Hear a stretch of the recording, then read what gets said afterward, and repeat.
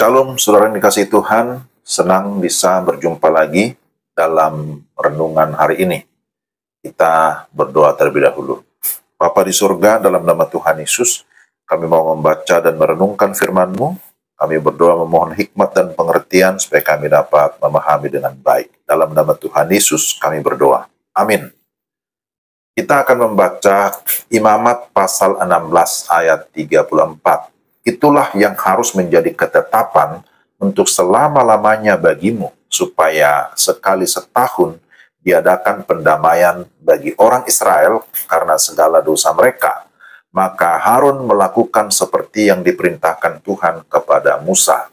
Demikian pembacaan firman Tuhan, dan tema renungan kita adalah tentang Hari Raya Pendamaian. Hari Raya Pendamaian.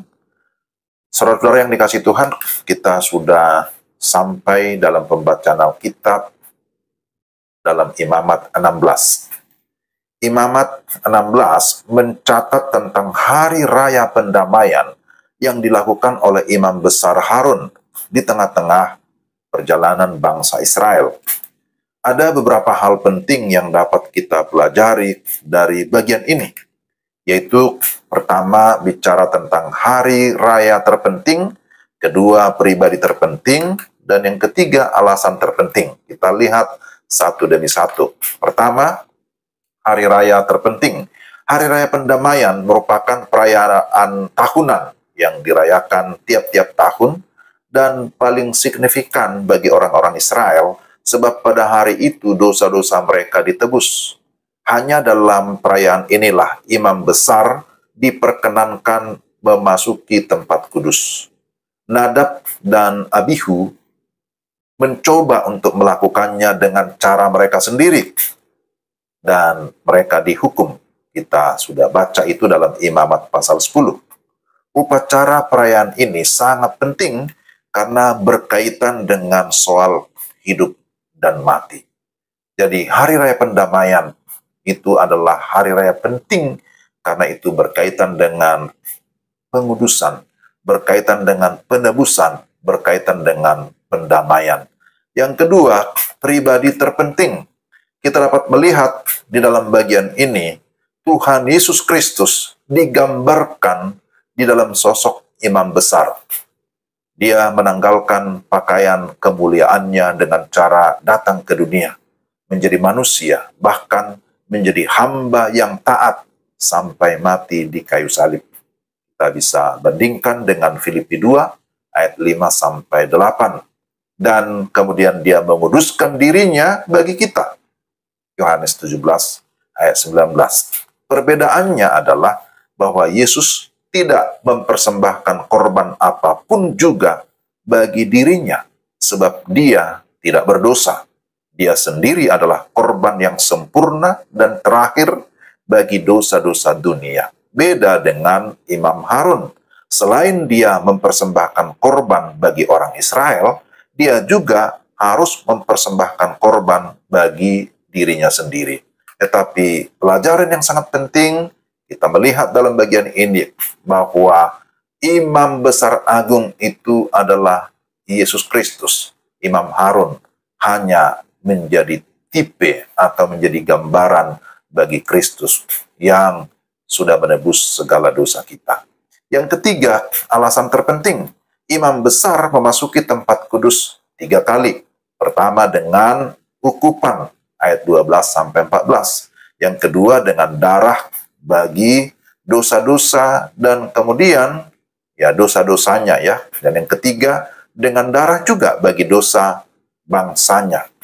Asap ukupan menyatakan kemuliaan Tuhan yang merupakan seluruh tujuan penebusan. Pada hari pendamaian, ada 2 ekor kambing dipersembahkan untuk dosa segenap umat Israel. Seekor kambing disembelih dan dikorbankan. Seekor kambing yang lain dilepaskan pergi kepada Azazel yang dianggap sebagai roh jahat yang dipercaya tinggal di padang gurun. Pembebasan seekor kambing hidup menggambarkan pengampunan Tuhan bagi dosa-dosa mereka. Dan pada saat yang sama, harus ada yang mati sebagai korban. Keselamatan itu adalah kasih karunia atau kemurahan, tetapi harganya mahal, tidak murahan. Itulah yang dikerjakan Yesus sebagai korban pendamaian bagi kita. Maka setiap orang yang sungguh-sungguh percaya dan menerima Yesus akan mengalami penebusan dan pendamaian. Ya, diperdamaikan dengan Tuhan Allah sehingga memiliki hubungan yang baru. Itulah alasan terpenting mengapa ada korban, khususnya berkaitan dengan korban Kristus. Kematian Yesus di kayu salib adalah untuk memperdamaikan saudara dan saya, orang-orang berdosa, dengan Tuhan Allah, sehingga kita pun akan memiliki damai sejahtera. Dan selanjutnya, kita diminta untuk menjadi pembawa damai dimanapun kita berada. Mari kita sungguh-sungguh menghargai anugerah Tuhan, supaya melalui hidup kita, Tuhan dimuliakan, dan kita dipakai Tuhan untuk menjadi saksinya. Mari kita berdoa. Tuhan, terima kasih. Hari ini kami belajar dari firman Tuhan Imamat 16 tentang Hari Raya Pendamaian. Satu peristiwa penting yang dilakukan di tengah-tengah bangsa Israel pada masa dahulu. Tetapi kami bersyukur oleh karena Kristus sudah menggenapi semua perayaan itu dengan kedatangannya ke dalam dunia, mati di atas kayu salib untuk mendamaikan kami dengan Allah. Terima kasih untuk pengorbananmu yang begitu ajaib. Kiranya Tuhan terus menolong kami, supaya kami hidup dalam anugerah-Mu, kami menghormati Tuhan, kami tetap menjadi orang-orang yang menjadi pembawa damai, karena itulah tandanya kami adalah anak-anak Allah. Terima kasih untuk firman-Mu, dalam nama Tuhan Yesus kami sudah berdoa. Amin. Demikianlah renungan kita hari ini. Tuhan memberkati Bapak, Ibu, dan saudara sekalian. Shalom.